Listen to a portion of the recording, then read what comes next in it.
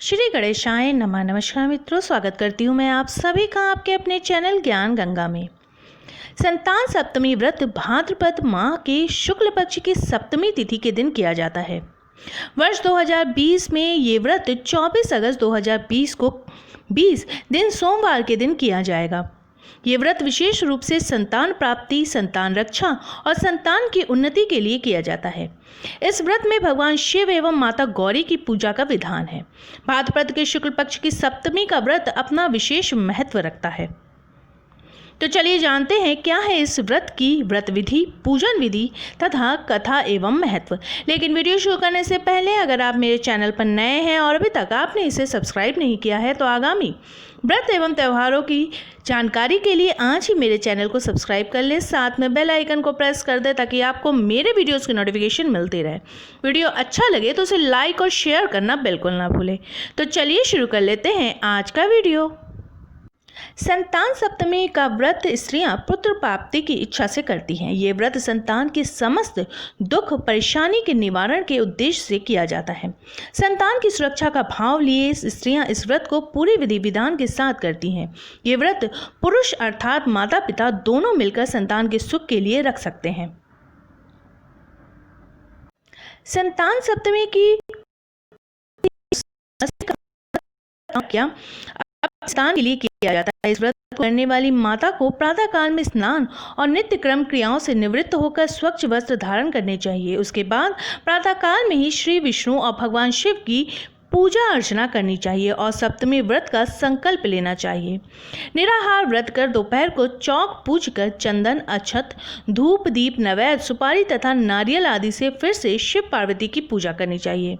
सप्तमी तिथि के व्रत में नैवेद्य के रूप में खीर, पूरी तथा गुड़ के पुए बनाए जाते हैं। संतान की रक्षा की कामना करते हुए भगवान भोलेनाथ को कलावा अर्पित किया जाता है तथा बाद में इसे स्वयं धारण कर इस व्रत की पूरी कथा सुननी चाहिए।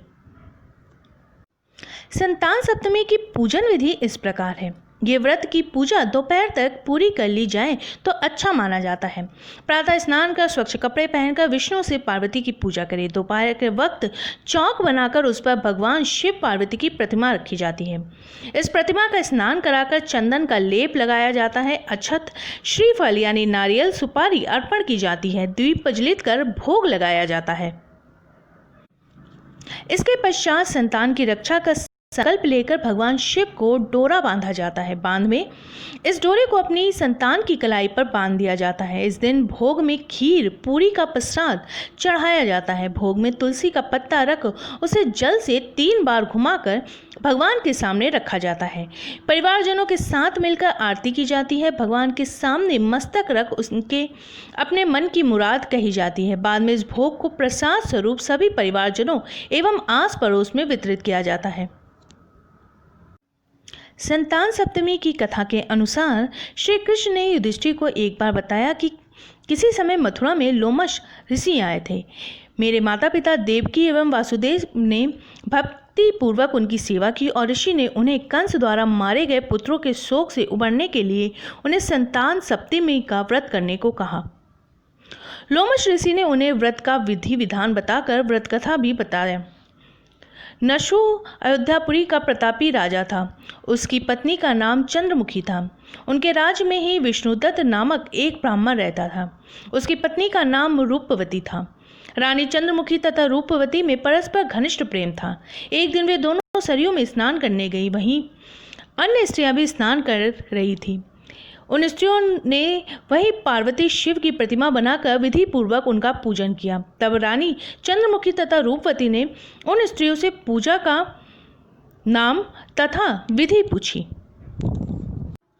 तब उन स्त्रियों में से एक ने बताया कि ये व्रत संतान देने वाला है।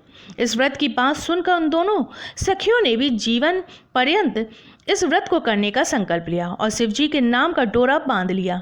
किंतु घर पहुंचने पर वे इस संकल्प को भूल गई। फलतः मृत्यु के पश्चात रानी वानरी तथा ब्राह्मणी मुर्गी की योनि में पैदा हुई। कालांतर में दोनों पशु योनि छोड़कर पुनः मनुष्य योनि में आई। चंद्रमुखी मथुरा के राजा पृथ्वीनाथ की रानी बनी तथा रूपवती ने फिर एक ब्राह्मण के घर में जन्म लिया। इस जन्म में रानी का नाम ईश्वरी तथा ब्राह्मणी का नाम भूषणा था। भूषणा का विवाह राजपुरोहित अग्निमुखी के साथ हुआ।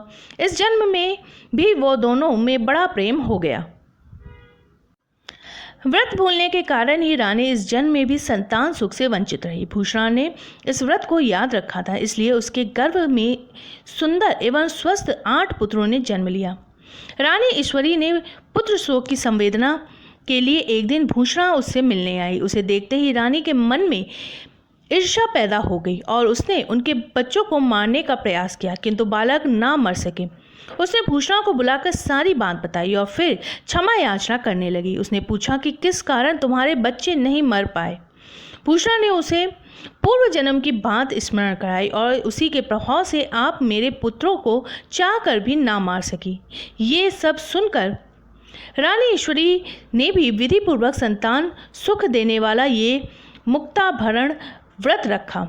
तब व्रत के प्रभाव से रानी पुनः गर्भवती हुई और एक सुंदर बालक को जन्म दिया। उसी समय से पुत्र प्राप्ति और संतान की रक्षा के लिए ये व्रत प्रचलित है। तो ये थी जानकारी संतान सप्तमी की। मेरे वीडियो में अंत तक बने रहने के लिए आपका बहुत बहुत धन्यवाद। फिर मिलेंगे किसी नए वीडियो के साथ।